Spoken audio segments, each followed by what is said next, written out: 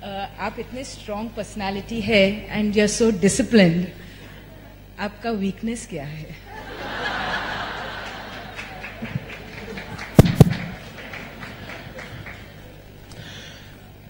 मालविका जी का बहुत ही इनोसेंट सवाल है। मेरा बिजनेस क्या है? यही ना? आपका वीकनेस क्या है? वीकनेस बहुत ही कठिन सवाल है। आप दोनों का जवाब दे सकते हैं। उन्होंने पूछा आपकी वीकनेस क्या है? कोई मनुष्य पूर्ण नहीं होता है। हर एक के भीतर कुछ न कुछ कमियां होती है। कमियां मुझ में भी हैं। जो एक सामान्य मनुष्य में कमियां होती हैं, वो सारी कमियां मुझ में है।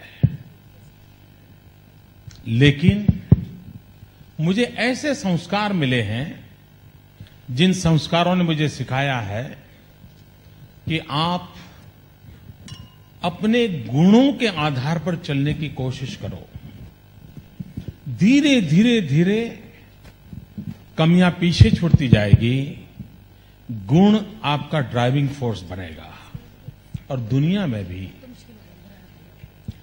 में भी जो सबसे अच्छे व्यक्ति हैं, उनमें भी कुछ न कुछ बुराइयां हैं, और जो सबसे बुरे व्यक्ति हैं, उनमें भी कुछ न कुछ अच्छाइयां हैं। लेकिन वो अच्छे इसलिए हैं कि उन्होंने अच्छाइयों के सहारे जीना पसंद किया, वो बुरे इसलिए हैं कि उन्होंने बुरे से सहारे चलने का प्रयास किया।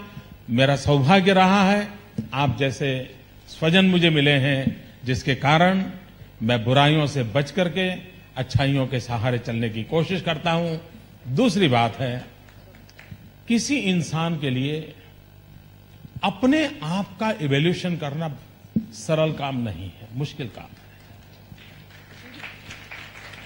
खुद अपनी कमियों को ढूंढ पाए, समझ पाए, इतनी ऊंचाई कहां भगवान ने दी है। तो बहुत सी ऐसी कमियां होगी जो मुझे भी नजर नहीं आती होगी, हो सकता है आपको नजर आती होगी। तो मेरा फेसबुक, ट्विटर आपको समर्पित है। मुझे खुशी होगी, मैं बताता हूं जी, खुशी होगी अगर हमें कोई बताता कि अरे मोदी जी महिलाओं के कार्यक्रम में आए, ऐसे कपड़े पहन के क्यों आए, कोई और पहन के आते। अब ये अच्छा है, सुझाव आए।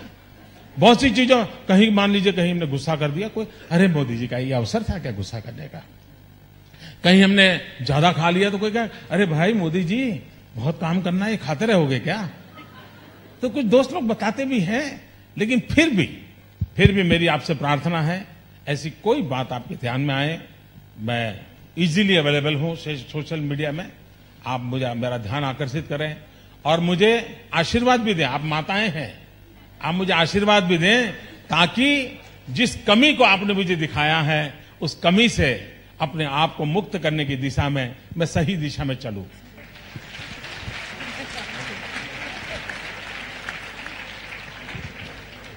Any questions we can have from here?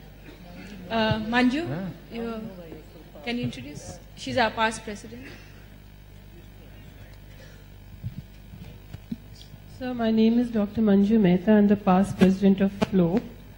आपने बहुत सारी लेडीज के, स्त्रियों के विषय में बताया, जिन्होंने इतने एंटरप्रेन्योरशिप दिखाया गुजरात में, कितने मॉडल्स और कितने एग्जाम्पल्स आपने हमको बताए। उसके अलावा आपने हमें आदमियों के विषय में नहीं बताया, उन्होंने क्या करा वहां पे खास। दूसरे मेरा क्वेश्चन ये है कि कुछ आज गुजरात एक मॉडल स्टेट की तरह आगे बढ़ रहा है, पर आई एम श्योर आपके मन में कोई ऐसे विषय होंगे जिनके ऊपर आप सोचते हैं ज्यादा काम हो सकता था पर अभी हुआ नहीं। क्या आप हमें बताएंगे उनके बारे में? मैंने आदमियों के संबंध में नहीं बताया, यही उनका कहना है ना। अब वो इतना बताते हैं कि बताने को कुछ बचता ही नहीं है जी। आप लोग हैं जिनकी बात पहुंचती नहीं है, इसलिए मैं आपके गीत गा रहा हूं।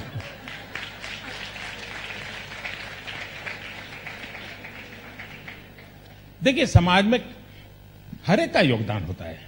लेकिन अभी मैं विषय ये होने के कारण मैं उस क्षेत्र का उल्लेख नहीं किया। इसका मतलब मैं पुरुषों के साथ अन्याय नहीं कर सकता, उनका भी उतना ही योगदान रहता है। लेकिन जो विषय मुझे दिया गया था तो बहुत स्वाभाविक है कि मैं उसी विषय पर। दूसरा कहा कि गुजरात में काम कर दे, बहुत कुछ करना बाकी है। अभी जो कुछ भी हुआ है ना, वो तो मैंने, हमारे कांग्रेस के मित्रों ने जो गड्ढे किए हैं वो गड्ढे भरने का काम किया है।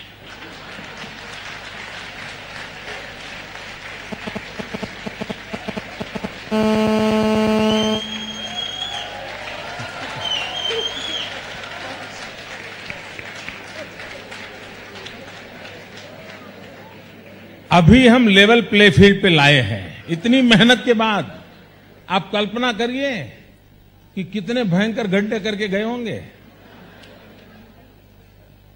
अब लेवल प्ले फील्ड लाए हैं और अब भव्य दिव्य गुजरात निर्माण करने का काम शुरू हो रहा है।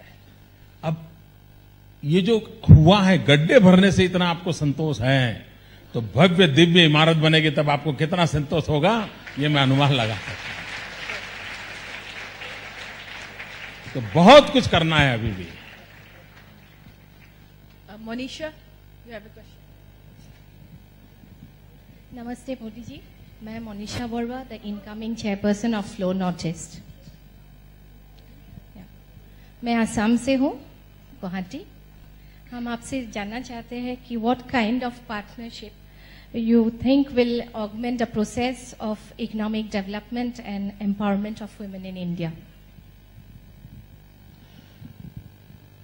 हम पहले तो ये स्वीकार करके चलें कि ये बहुत बड़ी शक्ति है, और फिर हमारी जितनी व्यवस्थाओं को हम विकसित करेंगे उनमें हमें, मान लीजिए हमारा एग्रीकल्चर सेक्टर है, आज भी एग्रीकल्चर सेक्टर में गांव में महिलाएं काम करती हैं।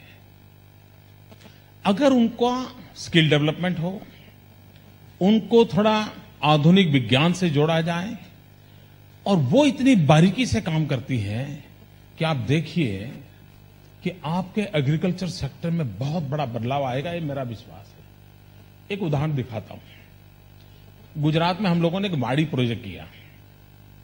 ये मेनली ट्राइबल परिवारों के लिए है, और जब अब्दुल कलाम जी देश के राष्ट्रपति थे तो स्पेशली उनके जन्मदिन को उन्होंने हमारे इस वाड़ी प्रोजेक्ट के अंदर बिताया था। और उन्होंने मुझे ये भी कहा था कि मोदी जी आप भी मेरे साथ नहीं रहेंगे, मैं अकेला जाना चाहता हूं, और उनको एक व्यवस्था हमने की थी।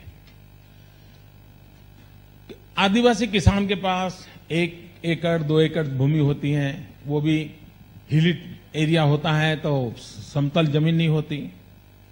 उस वाड़ी प्रोजेक्ट के नाम में के पहले जो भी अवस्था थी उसमें वो मुश्किल से साल में 12,000 15,000 कमाते थे वो परिवार, और उसमें भी पुरुष का कोई ज्यादा कंट्रीब्यूशन नहीं था। और आप आसाम से इसलिए ये बात वहां ज्यादा शूट करते हैं, मैं ये उदाहरण दे रहा हूं। हम लोगों ने इस वाड़ी प्रोजेक्ट में इन महिलाओं को ट्रेनिंग दी, और धीरे धीरे अच्छी खेती कैसे हो सके। आपको आनंद होगा कि भूमि उतनी ही है, लेकिन वो काजू की खेती करने में लगे, और आज जो 10-12 हजार रुपये मुश्किल से कमाते थे वो 1.5-2 लाख कमाते हैं। और आज मुंबई के बाजार में ये हमारे वाड़ी प्रोजेक्ट के द्वारा मेरी ट्राइबल बहनों ने जो काजू की खेती की है, वो काजू पैकेट बन करके बिक रहे हैं, और वैल्यू एडिशन का काम उन्होंने किया है। चेन बनाई है पूरी, पैकिंग कर करके वो बेचते हैं और कमाते हैं। हमारे यहां दाहोद डिस्ट्रिक्ट है, दाहोद डिस्ट्रिक्ट पूरा ट्राइबल बेल्ट है। वहां पर गुजरात के अंदर खेतर शब्द है, जहां फार्म के लिए गुजराती शब्द है खेतर। कोई भी कहेगा क्या गए, कहां गए, खेतर में गए, खेती करने गए हैं, जिसको हमारे यहां खेत बोलते हैं हिंदी में। लेकिन वो एक डिस्ट्रिक्ट ऐसा है कि पिछले 10 साल में वहां खेत शब्द निकल गया है, वो फुलवाड़ी शब्द बोलते हैं। हम पूछें कहां गए तो बोले फुलवाड़ी गए। क्यों? तो उन बहनों ने फूलों की खेती में इंटरेस्ट लिया, और आज तो दुनिया भर से वो अनेक भांति भांति के फूल लाते हैं, और मुंबई में उन्होंने अपना मार्केट खड़ा कर दिया है। वो फूल वहां करते हैं और मुंबई में बिक्री हो, इसके लिए वो चिंता करते हैं। यानी पहले भी खेती में थे, लेकिन अपग्रेडेशन हुआ, वैल्यू एडिशन हुआ, वो परिवर्तन ला रहे हैं। आज हिंदुस्तान का एजुकेशन एंड हेल्थ सेक्टर करीब करीब माताओं के हाथ में है। आप अगर टीचर्स कॉन्फ्रेंस करें तो पुरुषों के लिए रिजर्वेशन रखना पड़ेगा, भाई ये 10 सीटें पुरुषों के लिए, बाकी पूरा हॉल महिलाओं के लिए होता है। यानी ये चीजें, इन चीजों को हम जहां जैसी अवस्था है, अगर हम उसको योजना करें। हमने एक प्रयोग किया। अब ये जब मैंने विषय मेरे यहां रखा था तो थोड़ी मेरे यहां जरा कठिनाई थी। हमने कहा भाई गिर लायन हमारा जो फॉरेस्ट है, हम टूरिज्म को बढ़ावा देना चाहते हैं, क्या फॉरेस्ट के बीट गार्ड लड़कियां हो सकती हैं? अब मुझे कल्पना करो, शेर के बीच में रहना है, जंगल में रहना है, और रास्ते आते जाते शेर मिलते रहते हैं वहां, और वहां बिडगार्ड गर्ल हो सकती है। मैंने विचार किया, मेरे सारे अफसर तिल मिलाए, साहब ये क्या आप कर रहे हो? आप कभी गिर फॉरेस्ट आए तो देखना, गिर फॉरेस्ट में लायन को दिखाने के लिए वो लड़कियां ले जाती हैं और 1 फुट दूरी से लायन के साथ आपको फोटो निकलवा के ले आती है। ये इनका सामर्थ्य का। और वहां जो भी आते हैं वो शेर को तो देख के प्रभावित होते हैं, लेकिन ज्यादा उस लड़की को देख करके प्रभावित होते हैं। उनको आनंद होता है कि मेरे हिंदुस्तान के अंदर कोई बच्ची ऐसी है जो शेर दिखाने के लिए शेरों के बीच घूमती हैं। ये चीजें बहुत बड़ा प्रभाव पैदा करती है जी, और इसलिए बड़ी कुशलता के साथ हम जोड़ सकते हैं।